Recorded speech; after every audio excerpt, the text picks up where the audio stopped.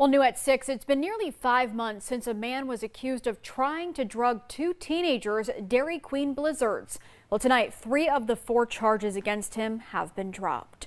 Wilmington police charged James Yokley Jr. for allegedly putting pills in his 16-year-old step-granddaughter's and her 15-year-old friend's ice cream back in August. WPD claimed security footage that showed Yokley putting 2 pills into the desserts. And arrest records allege that the pills were field tested and came back positive for MDMA and cocaine. Yokley was charged with drug possession and contaminating food with a controlled substance.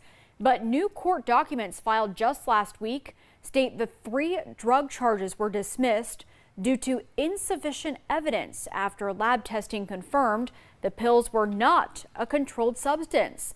The district attorney's office says the felony child abuse charge against Yokley is still pending.